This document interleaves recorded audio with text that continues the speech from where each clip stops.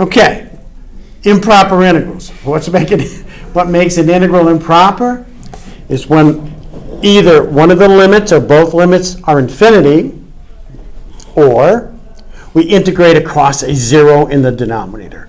Okay, those are the two conditions that make an integral improper. Okay, this is an improper integral. Improper integrals either converge, have a real number answer, or diverge, where they don't have a real number answer. And what we do is evaluate this limit to see if it converges or diverges. If this limit exists, the integral converges to that limit, and the area under this curve will be finite. If this limit does not exist, for whatever reason, the integral is set to diverge. Okay? So what are we looking at here? Here's what we're looking at. Here's 1 over x.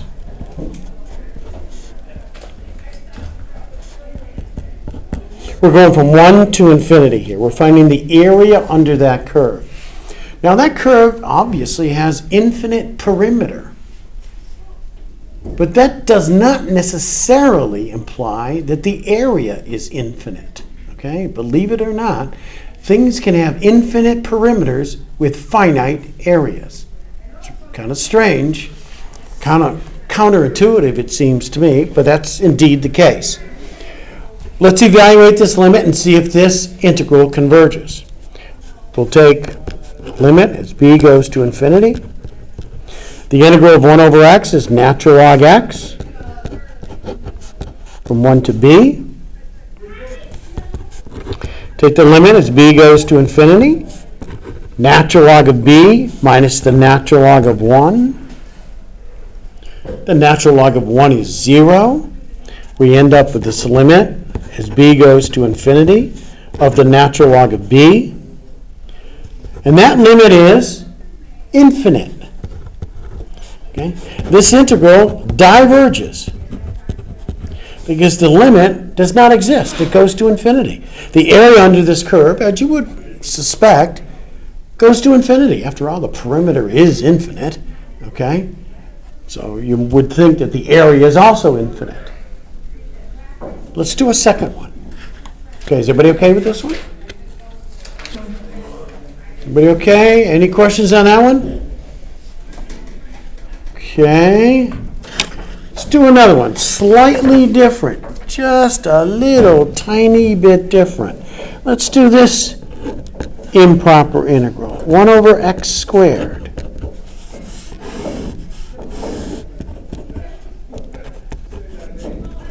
This one looks like this. Very similar to the other one. Okay? Very similar to the other one. What is the difference? Here, this is 1 over x squared. 1 over x looks like this. That would be 1 over x. The 1 over x squared approaches the x-axis quicker than 1 over x does. Okay? So let's see what happens. Hey, how you doing? Do you have any more? What's that? Did you pass all the pretest? Not yet. Not yet. I was waiting for you.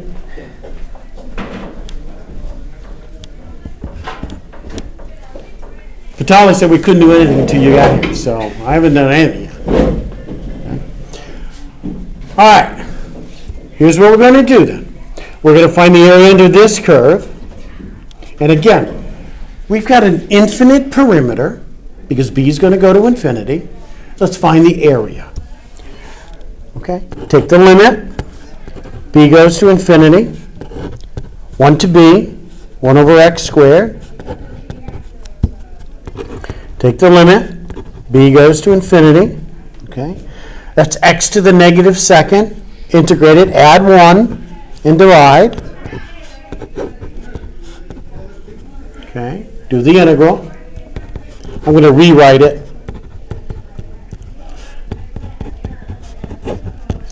From 1 to b, take the limit. B goes to infinity. You get negative 1 over b minus plus 1. Now, what's that limit as b goes to infinity? 1 is correct. Why is that? As b goes to infinity, 1 over b is going to go to 0. Okay, it's going to decrease to 0. You end up with 1. What does that say? That says the exact area under this curve with its infinite perimeter is exactly 1 square unit. It's amazing, okay?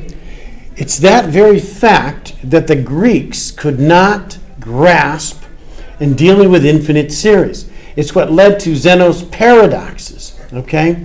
They could not grasp the fact that an infinite sum, a sum of an infinite number of terms, could be a finite number, okay? But if you take a look at 0.3 plus 0.03 plus 0.003 plus 0.0003, etc., an infinite number of terms, what's the sum of all those terms? 1/3 is correct. You got a sum of an infinite number of terms. It's equal to 1/3. It's the same idea as this. Next chapter, we deal with infinite series. That's what we're going to be talking about. When do series converge? When do they converge? If they do converge, what's their sum? Okay? That's what we're going to be doing next chapter. All right, let's do a couple more examples of improper integrals. I mentioned this one before. The integral from negative infinity to infinity of 1 over 1 plus x squared. We just had Mathematica do it. Okay, we just had it do it out. We did the graph. The graph is this.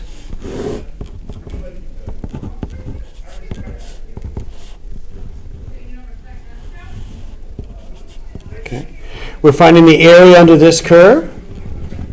How can you graph these so quickly? I just know. You know how many times I've done that graph, Deanie? A lot. Lots, yeah, lots and lots. Yes.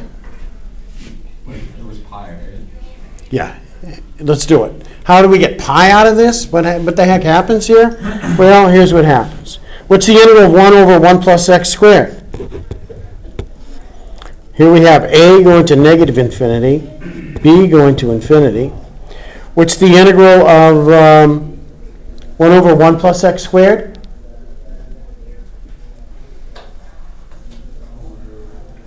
What is it? Oh, what is it? 1 over x squared, is that what you said? I want the integral right here. 1 over 1 plus x squared. I want that integral. 1 over 2x. No. Inverse tangent. Thank you. Arctangent or inverse That tan. was good. Okay? Right by me. So, substitute in inverse tangent B, bless you, minus inverse tangent A. Now, what the heck? B is going to go to infinity. What's the inverse tangent of B as B goes to infinity? What is that equal to? Well, let's take a look at the graph of inverse tangent so we can tell.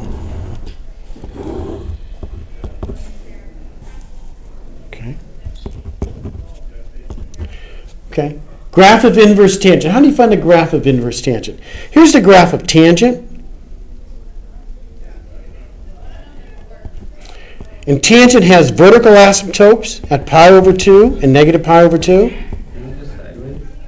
What's that? It is. This is tangent I just gave you. And then we got exactly right. How do you find the graph of inverse tangent? You take the graph of tangent and flip it around the line y equals x. Okay, that's how you find the inverse function graph always. If this one has vertical asymptotes at pi over 2 and negative pi over 2, its inverse function will have horizontal tangents at pi over 2 and a negative pi over 2. The inverse tangent graph looks like this.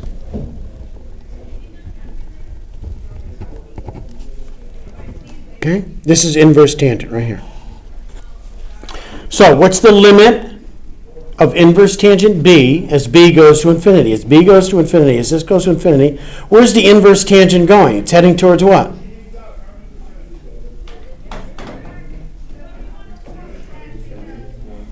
What is it? Infinity. No. 1. No. Is it pi? Is it what? Pi. pi. It's not That's what pi. I said. It's what? Pi over 2. It's pi over 2, yeah. This line here is pi over 2. Okay? So as this goes to infinity, the inverse tangent's heading towards pi over 2. This limit exists and it's pi over 2. What about this limit? As we go down this way, go to negative infinity, where's the inverse tangent headed? Yeah, negative pi over 2. So it's pi over 2 minus a negative pi over 2, which is equal to tangent, which is equal to pi. And that's what Mathematica said that was equal to, if you recall what we had on the computer. So we have to do one more. Let's do one with 0. Go ahead. How do you know which graph to look at? I mean, like, because you did two different, like one was the derivative and one wasn't. Well, one was the tangent, and then I flipped it to find the inverse tangent. That's what I did. So what do you need to look at? Which one are you going Inverse tangent. Yeah, this is what we needed, inverse tangent. But I was thinking that maybe people don't know the inverse tangent graph, and what I did then, in effect, is to derive it by starting with the tangent and flipping it around the line y equals x. Are we going to have to do that for a test? No. You think? Not at all. Okay. Is it a little hard? You could do it. You do it in your sleep. You do it while you're pitching. All right? Between pitches. Time out, just do it. Let's do some math. Yeah, do some math. All right. Let's do one with a 0 involved. We should do one for the sake of completeness here. Let's do the integral from 0 to 1. I don't know. Let's do 1 over the square root of x.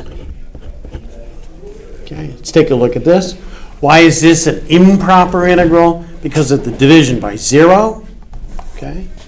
What we're going to do is take the limit as a goes to 0. Yeah, let's take a look and see what we're looking at here. Okay, 1 over the square root of x looks like this.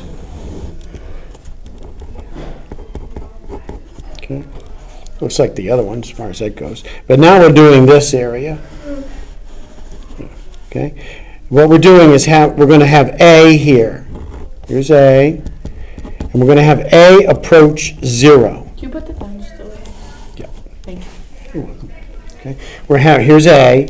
We're going to take this limit. Okay. Oh, I started right here.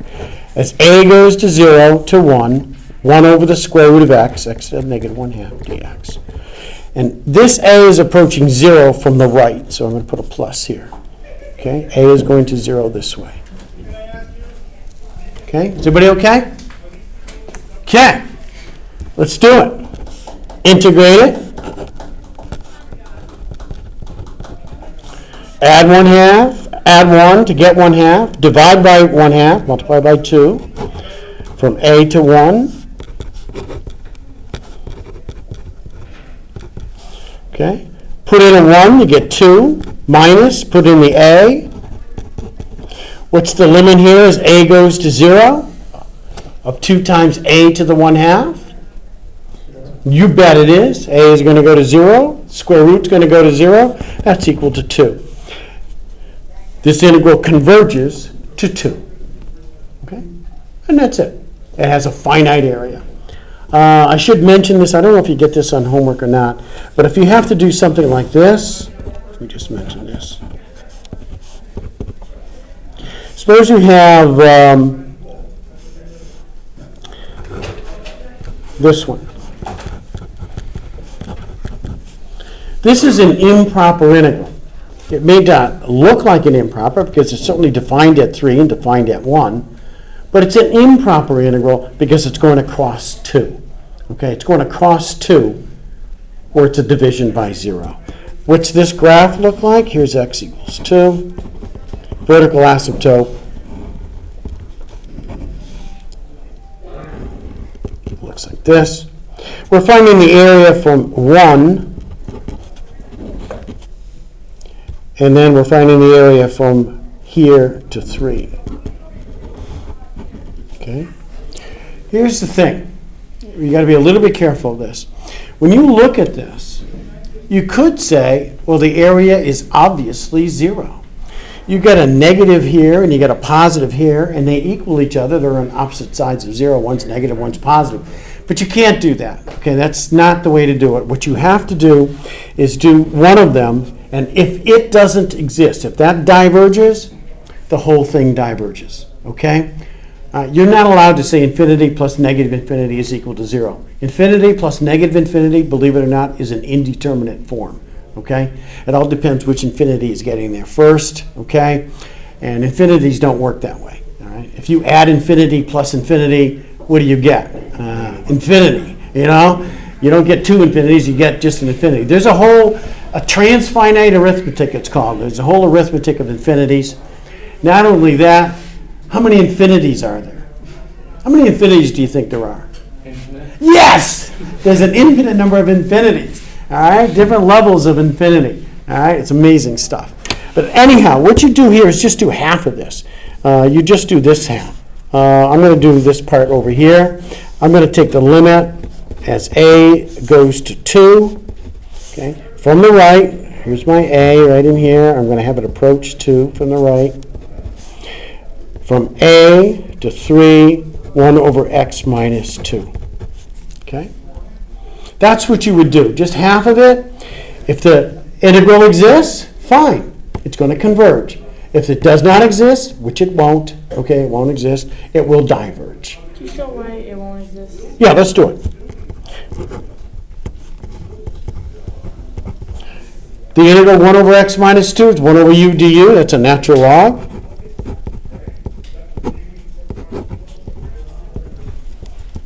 Okay.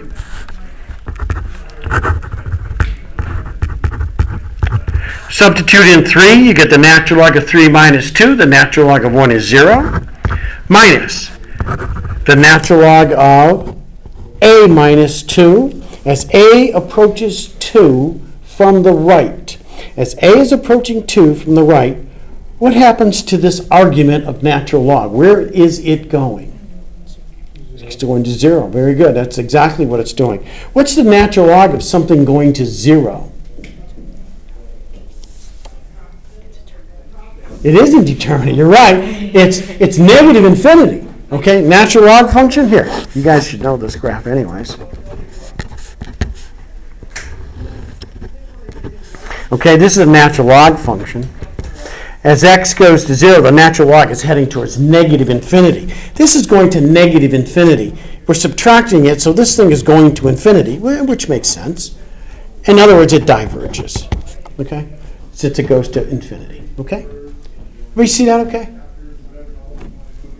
And that's improper integrals.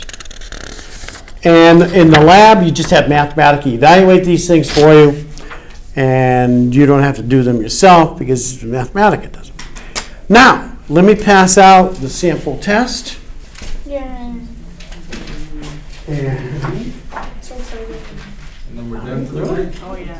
this excites you? Oh yeah.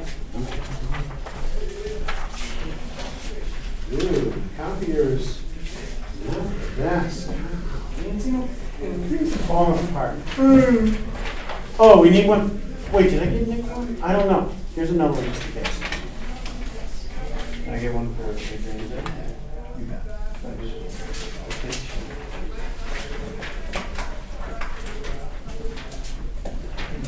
These, I don't know. Oh, where'd you get that? No, I did that.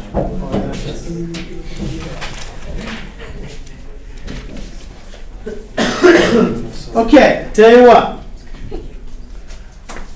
Well, yeah. Before we start the review, you should probably stop the video and start again so you have. Oh, yeah, okay, okay.